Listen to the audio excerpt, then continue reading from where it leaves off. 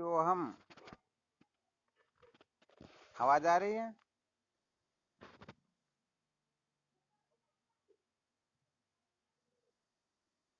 आवाज नहीं आ रही क्या?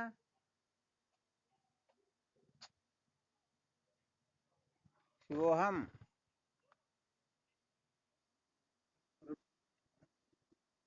अरे तो कोई बोलो न, मैं तो सोच रहा हूँ आवाज ही नहीं आ रही, 3-4 बार तो बंद कर दिया।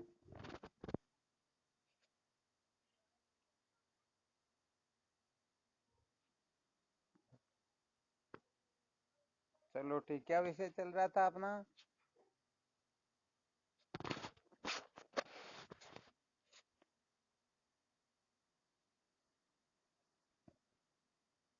संसार को बनाए रखकर कभी भी सत्य का साक्षात्कार नहीं किया जा सकता, यही विषय चल रहा था ना? हाँ शिवोहम।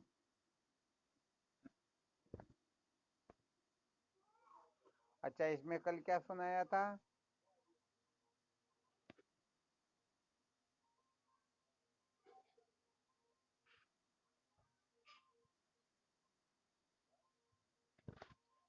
आवाज कट कट कर आ रही है आज। यहाँ नेटवर्क बिल्कुल भी नहीं है, बहुत कमजोर नेटवर्क है।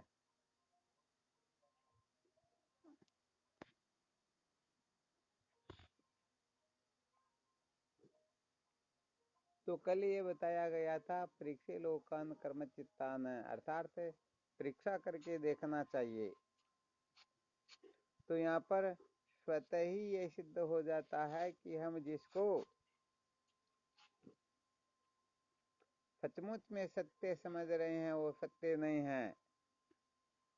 जिसको हम आनंद स्वरूप समझ रहे हैं वह आनंद स्वरूप नहीं है। जिसको हम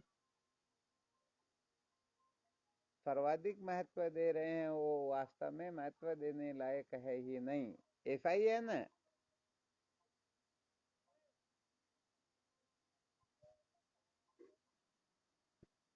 तो देखो, होता क्या है, जब साधक अंतःकरण की शुद्धि के लिए अपने जीवन का लक्ष्य विद्या की निवृत्ति दृढ़ निश्चय करके फिर अंतःकरण की शुद्धि के लिए जब कर्म धन और भोग का निरीक्षण परीक्षण समीक्षण करता है, तो अनादि काल से अपनी जो आस्थाएं बैठी होती हैं वो सारी की सारी आस्थाएं अनास्थाओं में बदल जाती हैं। ध्यान रखना अच्छी तरह से। अनादि काल से हम जिसको सत्य सतरूप चितरूप आनंद रूप समझ रहे हैं, बताओ ठीक ठीक प्रकार से निर्णय लेकर के देखा जाए तो इस प्रकार से खरे उतरते हैं क्या?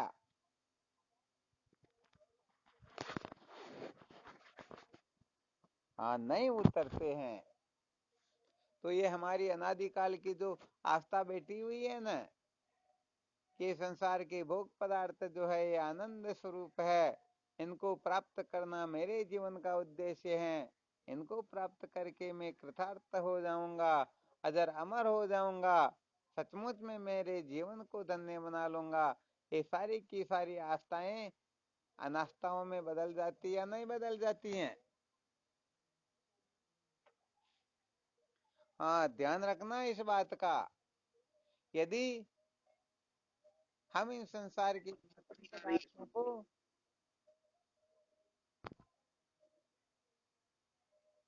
चलो कोई बात नहीं, फिर ग्रुप में डाल देंगे यही ऑडियो, और क्या। जिस प्रकार से भी आ रही हो सुनने की चेष्टा करो, ठीक है ना?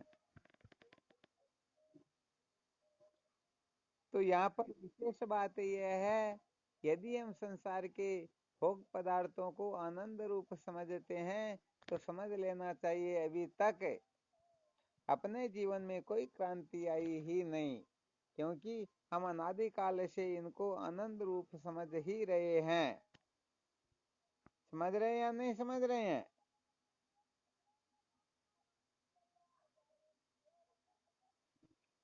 हाँ बिल्कुल समझ रहे हैं। तो मुख्य बात ही यह है, जब तक हम कर्म धन भोग का समीक्षण नहीं कर लेते हैं, अच्छी तरह से निर्णय नहीं कर लेते हैं कि इनके द्वारा कभी भी अमृत तत्व की प्राप्ति नहीं होती है, ये सचमुच में यही बंधन के हेतु होते हैं।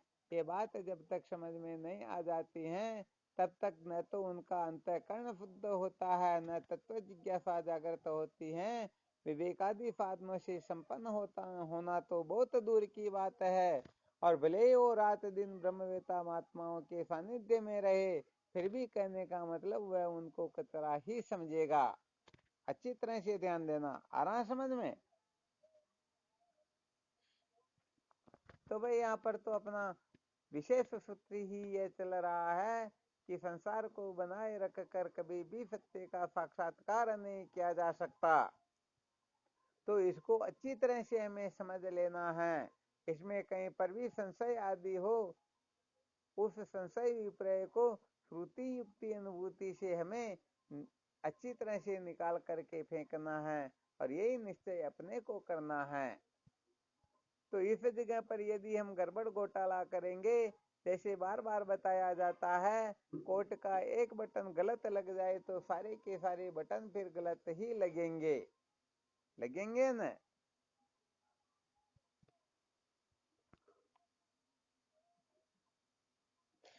तो बस इसी प्रकार से यदि हम कर्म धन भोग को अमृत तत्व की प्राप्ति के लिए मुख्य साधन समझ लेंगे, इनमें महत्व बुद्धि कर लेंगे, इनको अपने जीवन का लक्ष्य बना लेंगे, तो सच्ची बात यह है कि भटकने के सिवाय अपने को कुछ भी मिलने वाला है ही नहीं। इस बात को सर्वप्रथम स्वर्ण अक्षरों में लिख लेना चाहिए। आ गया समझ में?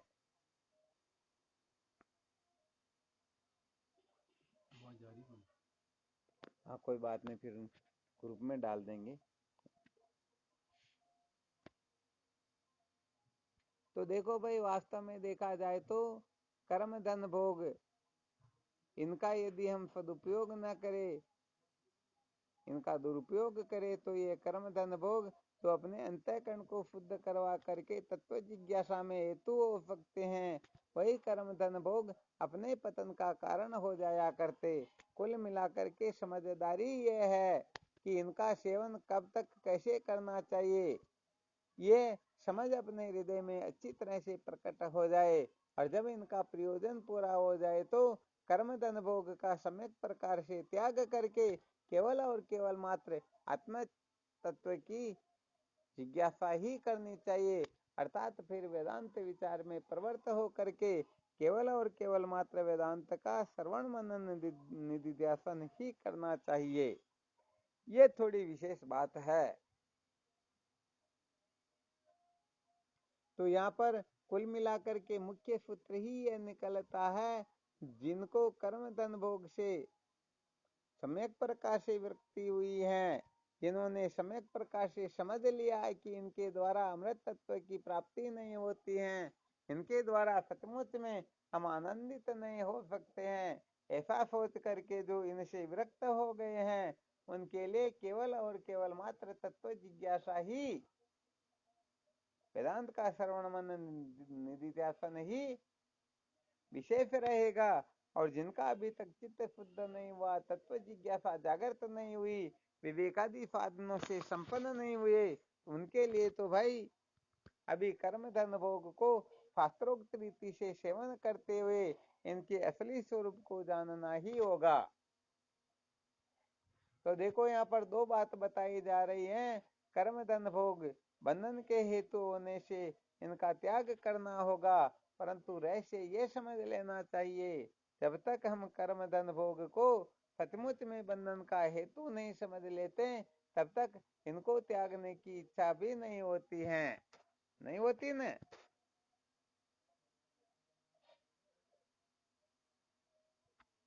बस यही बात है, हमें ग्रहण और त्याग के रहस्य को अच्छी तरह से समझ लेना चाहिए। सचमुच में वही सच्चा साधक होता है जो इनके ग्रहण को और इनके त्याग को ठीक ठीक प्रकार से समझ ले। इस प्रकार से जब हमें भूख लगती है तब भोजन ग्रहण करना आवश्यक होता है।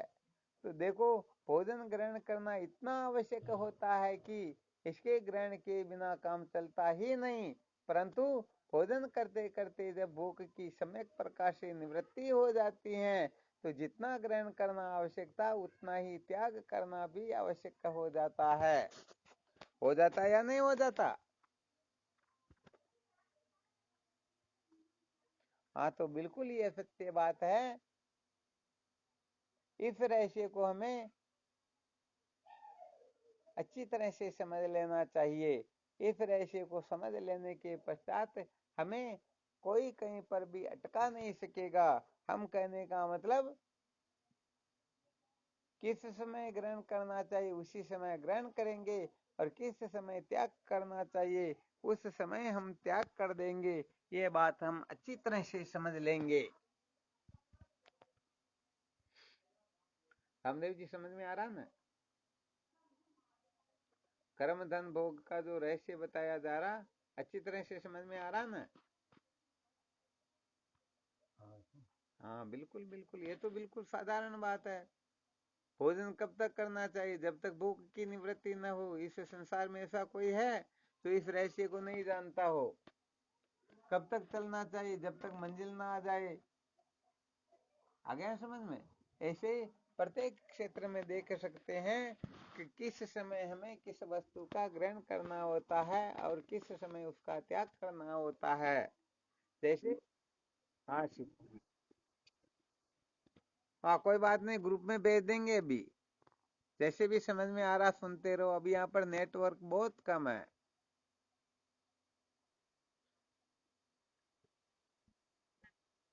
हाँ, बिल्कुल बिल्कुल कट रही होगी, अभी नेटवर्क की प्रॉब्लम है ना।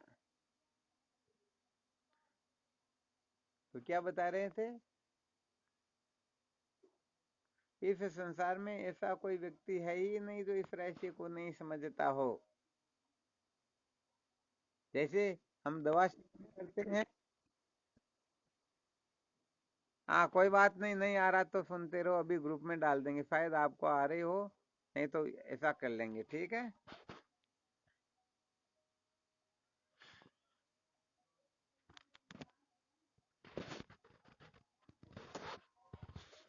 तो यहाँ पर विशेष रूप से समझने योग्य सूत्र ही यह है कि कब ग्रहण करना और कब त्याग करना।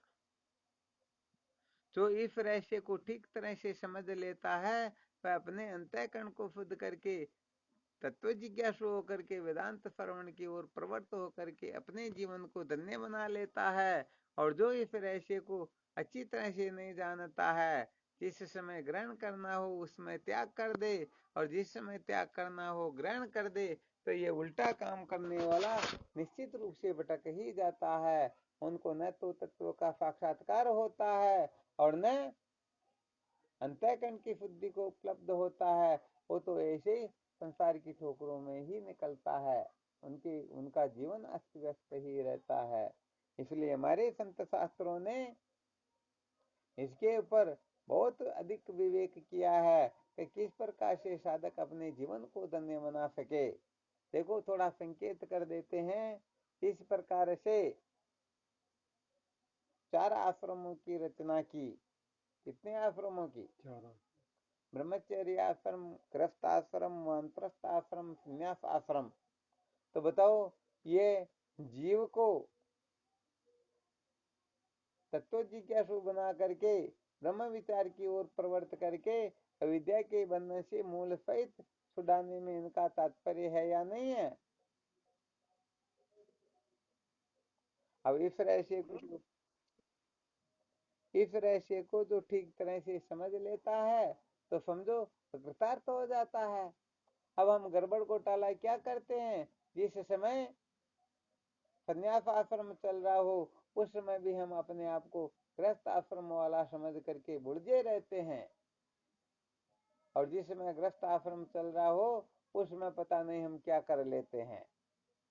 तो शास्त्रों की दृष्टि से भी देखा जाए, विचार किया जाए, मंथन किया जाए तो प्रत्येक क्रिया चेष्टा हमें तत्व साक्षात्कार के लिए ही प्रवृत्त निवृत्त करती हैं। परंतु हम इस रहस्य को नहीं जान सकते, इसलिए कभी प्रवृत्त हो जाते हैं, कभी निवृत्त हो जाते हैं।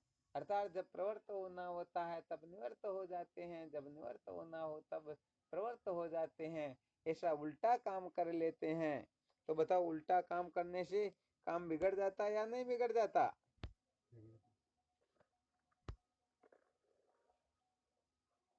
इसलिए यहाँ पर इस रहस्य को बहुत ही अच्छी तरह से समझना होता है। अच्छी तरह से समझेंगे तब ही काम चलेगा, और नहीं समझेंगे तो निश्चित रूप से काम चलने वाला वास्तव में है ही नहीं। तो देखो, ग्रहण और त्याग, इसके लिए एक बार वो सूत्र बताया था, शायद काफी बार बता दिया, एक बार और बता देते हैं। एक बार क्या होता है, केंद्र के अधिकारी पंजाब जाते हैं, तो वहां पर पंजाब के अधिकारियों में और केंद्र के अधिकारियों के बीच आपस में झगड़ा झमेला हो जाता है, आपस में तर्क वितर्क हो जाता है, कहासुनी हो जाती है। और कहासुनी किस विषय पर?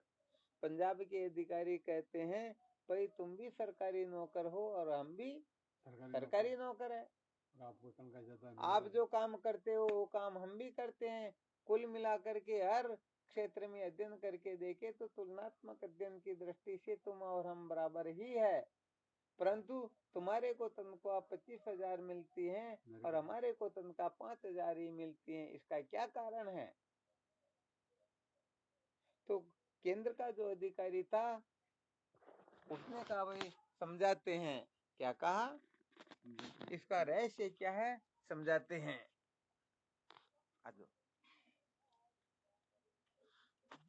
तो केंद्र का जो अधिकारी था वह बैठा हुआ अपना हाथ लंबा करता है। क्या लंबा करता?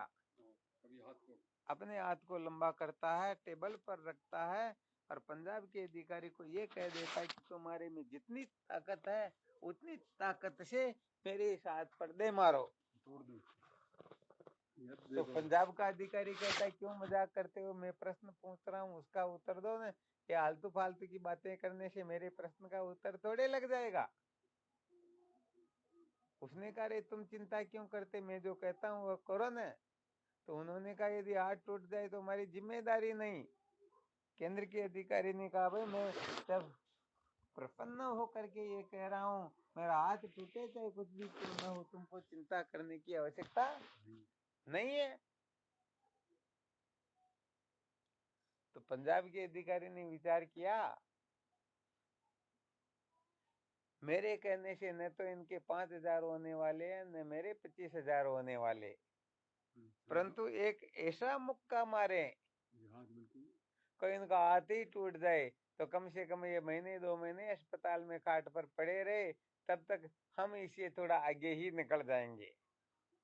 ऐसा सोच करके पंजाब का अधिकारी जो है मुक्का बांध करके पूरी ताकत से उसके हाथ पर दे मारता है, परंतु क्या होता है, केंद्र का अधिकारी जो है अपने हाथ को खींच लेता है और पंजाब के अधिकारी का हाथ काम आ जाता है। अब केंद्र का अधिकारी उसे क्षमा याचना करते हुए कहता भाई देखो मेरा ऐसा कोई शौक नहीं, मेरा ऐसा कोई उद्देश्य नहीं था कि तेरा हाथ टूट जाए, परंतु तुमको तुम्हारी ही भाषा में समझाना है, मैं तुम्हें तुम्हारे प्रश्न का उत्तर दे रहा हूँ। क्या दे रहा हूँ? समझ लो। मुझे इस बात का अच्छी तरह से पता है कि कब हाथ आगे करना चाहिए और कब हाथ को खींच लेना चाहिए, इसलिए मेरे को 25,000 रुपए मिलते हैं और तेरे जैसे नासमझ को पता नहीं है कब हाथ आगे करना चाहिए कब खींच लेना चाहिए। अर्थात तेरे को इतना बोध होता, इतनी समझ होती, मैं मुक्का बांध करके पूरी ताकत से मार तो रहा हूँ, परंतु यदि ये अपने हाथ को खींच लेंगे तो मेरे हाथ का क्या होगा। ये तेरे खोपड़े में ये बात नहीं बेटी, इतनी बात आई नहीं, ये समझ तेरे में है नहीं, इसीलिए तेरे को केवल 5,000 रुपये ही मिलते हैं। हाँ, तो ये बड़ी विशेष बात है, इसको तो अच्छी तरह से समझना होता है।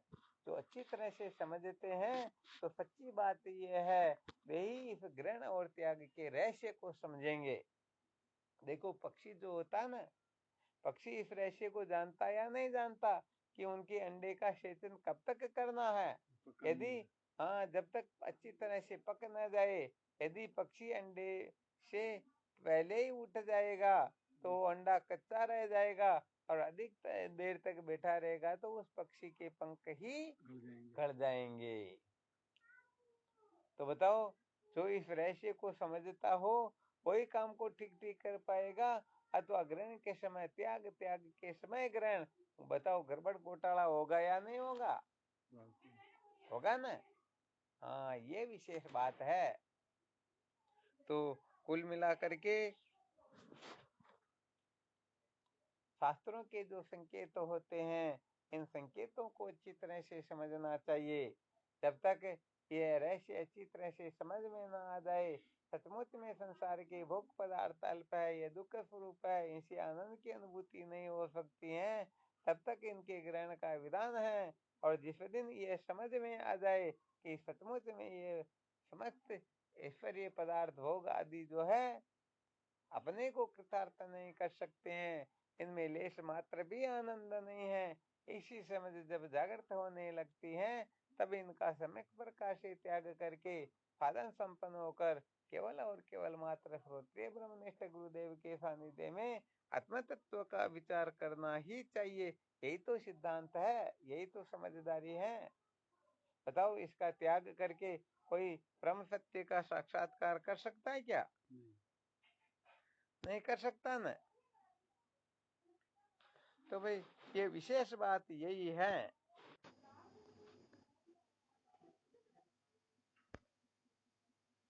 ये बात यदि किसी के समझ में आ जाएगी, तब तो सच्ची बात यह है, उनका सारा का सारा अनादिकाल का ग्रहण और त्याग, अनादिकाल के किए हुए साधन भजन, अनादिकाल के चिंतन मनन, सब के सब सार्थक हो जाएंगे। और यदि ये बात समझ में नहीं आई, तो कहने का मतलब अनादिकाल के साधन भजन भी अभी तक अपने को पर्याप्त जैसा फल मिलना चाहिए, देना चाहिए, अभी तक वो फल अपने को प्राप्त नहीं हुआ, ऐसा समझना चाहिए। आ गया समझ में? तो भाई, ये विशेष बात है। तो विशेष सूत्र क्या बताया? श्रुति माता का कथन है, न कर्मणा न प्रजया न धनेन त्यागे न के अमृतत्व मानसु। न कर्म से मोक्ष होती है, न धन से मोक्ष होती है, न भोगों से मोक्ष होती है। कर्म धन भोग से मोक्ष नहीं होती, बल्कि इनके त्यागने से अमृतत्व की प्राप्ति होती है, मोक्ष होती है। तो यहाँ पर फिर संशय हो गया हो किसी को कि शास्त्रों के अंतर्गत अनेक मंत्र आदि अनेक प्रकार के सूत्र संकेत करते हैं, संत महात्माओं की वाणी में यह गायन किया जाता है कि कर्म धन भोग जो है ये त्यागने योग्य नहीं, बल्कि इनको ग्रहण करना होता है। तो सचमुच में इनको ग्रहण करना होता है या त्याग करना होता है, इस रहस्य को अच्छी तरह से समझना होता है। वास्तव में देखा जाए तो ये ग्रहण त्याग सारा का सारा मन की कल्पना मात्र है। इसलिए जब ग्रहण की आवश्यकता हो तो ग्रहण करो, जब त्याग की आवश्यकता हो तब त्याग करो। वास्तव में अपना स्वरूप जो है, अष्टावक्र जी महाराज कहते हैं, अवधूत गीता में अवधूत दत्तात्रेय जी महाराज लिखते हैं, देखो ये वेदांत के बड़े विलक्षण सूत्र होते हैं। तो अष्टावक्र जी महाराज कहते हैं, न त्यागो न ग्रहो न लय, अर्थात न किसी का त्याग करना है, न किसी का ग्रहण करना है, न किसी में लीन होना है। आत्मा स्वतः परिपूर्ण ब्रह्म है। अरे कुल मिलाकर के नासमझी के मिटने का नाम, मूर्खता की निवृत्ति का नाम ज्ञान होता है। बताओ, इसके सिवाय ज्ञान कुछ और होता है क्या? तो वैसे जिस दिन जीव ब्रह्म के वेद का निश्चय हो जाएगा, मैं अद्वितीय ब्रह्म हूँ, ये बात ठीक तरह से समझ में आ जाएगी, समझ लो अपना जीवन धन्य हो गया। और यदि ये बात समझ में नहीं आई, तो सच्ची बात है, रोने पछताने के सिवाय अंत में कुछ भी मिलने वाला है ही नहीं। इस बात को बहुत अच्छी तरह से समझ लेना चाहिए, ये विशेष बात है। अब इसमें कोई शंका हो तो बोलो, किसी भी प्रकार की शंका हो तो।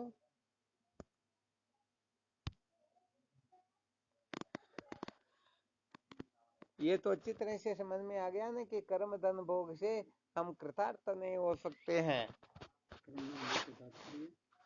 कर्म करते हुए, धन को संग्रह करते हुए, भोगों को भोगते हुए कल्प कल्पांतर तक भी ये करते रहो, हमको सचमुच में परम शांति मिल जाएगी क्या?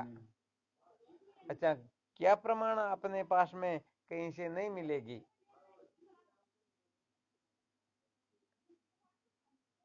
मिलता आज पहले मिल जाता है कई दिन। धन्यवाद। बस यही संकेत बताना, यही रहस्य यहाँ पर कहने का मतलब, कर्मों के द्वारा, धन के द्वारा, भोगों के द्वारा यदि हम अजर अमर होते तो वर्तमान में अपना उपस्थित होना इस बात का संकेत करता है कि अभी तक हम कृतार्थ हुए ही नहीं। अरे यदि सचमुच में इसे जीवन धन्य होता तो हम कभी के धन्य हो जाते। अभी वर्तमान में ये अपना रोना, छटपटाना, पता नहीं किस किस के पीछे पागल होकर के भटकते रहना इस बात का संकेत करता है कि अभी तक हम कृतार्थ हुए नहीं।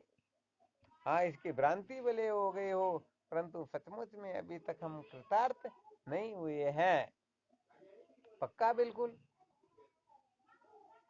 अच्छा, एक कारण तो ये हो गया, और कोई कारण बताओ, कर्म धन भोग के द्वारा अमृत तत्व की प्राप्ति क्यों नहीं होती है?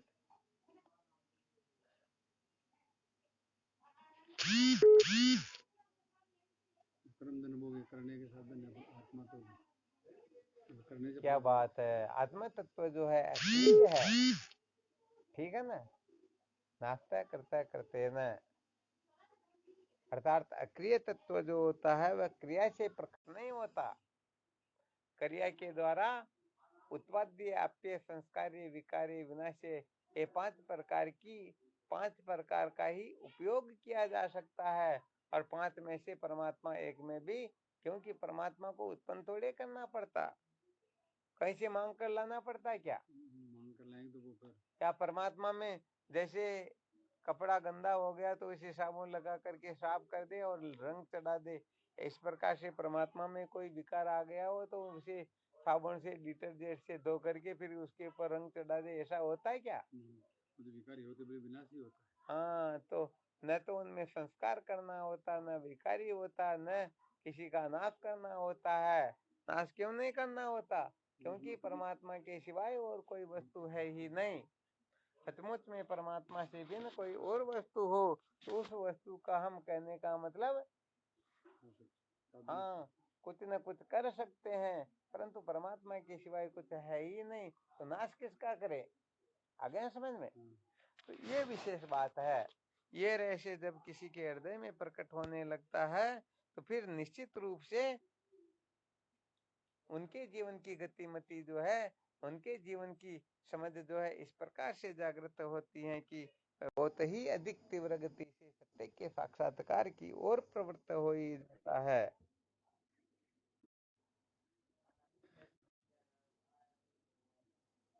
लेस मात्र को थोड़ा सा भी, थोड़ा थोड़ा। हाँ, कुल मिलाकर के जिनकी दिशा ठीक हो ना, वो भले थोड़ा भी क्यों ना चले, फिर भी चाहे लेट पहुंचेगा फिर भी लक्ष्य पर पहुंच निश्चित हो जाएगा, ठीक है ना। और यदि कोई 1000 लाख करोड़ की स्पीड से भी क्यों न चले, परंतु यदि दिशा विपरीत हो तो नहीं पहुंचेगा, दूर जाएगा, कभी भी नहीं पहुंच पाएगा ना। और दूर जितना बोलोगे दूर जाएगा। अब और दूर चला जाएगा, परंतु वहां पर तो पहुंचने वाला सचमुच में है ही नहीं। हाँ, तो यहाँ पर कुल मिलाकर के इस रहस्य को अच्छी तरह से समझ लेना चाहिए, खूब मंथन करना चाहिए। जब श्रुति माता ने संकेत कर दिया, न कर्मणा न प्रजया न धनेन त्यागेन कि मृतत्व मानसु, न कर्म से, न धन से, न भोग से मोक्ष होती हैं, बल्कि इनके त्यागने से ही होती हैं, तो कम से कम अपने समझ में आए या न समझ में आए, श्रुति माता के संकेत को तो शिरोधार्य कर ही लेना चाहिए। हाँ, ठीक है, जीवन में जब आवश्यकता होगी तब ले, तब ब्रह्म विचार करने के लिए हम कुछ न कुछ कर लेंगे, परंतु अभी नहीं कर पा रहे हो कोई चिंता नहीं है, परंतु जब हम प्रारंभ होंगे, बताओ, उसी समय हम ठीक दिशा में ही गति करेंगे, विपरीत तो नहीं चलेंगे ना। तो भाई यही विशेष सूत्र है, इसको अच्छी तरह से गांठ बांध लेना चाहिए। और इस विज्ञान को, इस रहस्य को जो अच्छी तरह से समझ जाता है वह देर सवेर विद्या के बंधन से मुक्त होकर अपने जीवन को कृतार्थ कर ही लेता है, इसमें संशय करना ही नहीं चाहिए। यही वैदिक सिद्धांत है, यही सनातन परंपरा है। बस इस रहस्य को अच्छी तरह से जानो और तद अनुकूल साधन भजन में प्रवृत्त हो जाओ, पुरुषार्थ करो। ये मानव जीवन केवल और केवल मात्र सत्य के साक्षात्कार के लिए मिला हुआ है। यह चेद वेदिदत्त सत्यमस्ति न चेदिया वेदिन महति विनष्टि। मानव देह प्राप्त करके यदि कोई सत्य का साक्षात्कार कर लेता है, समझो उनका जीवन धन्य हो जाता है। और यदि सत्य का साक्षात्कार नहीं कर पाता है तो वह मान विनाश को प्राप्त हो जाता है। बस इसी का बारंबार विचार करते रहना है।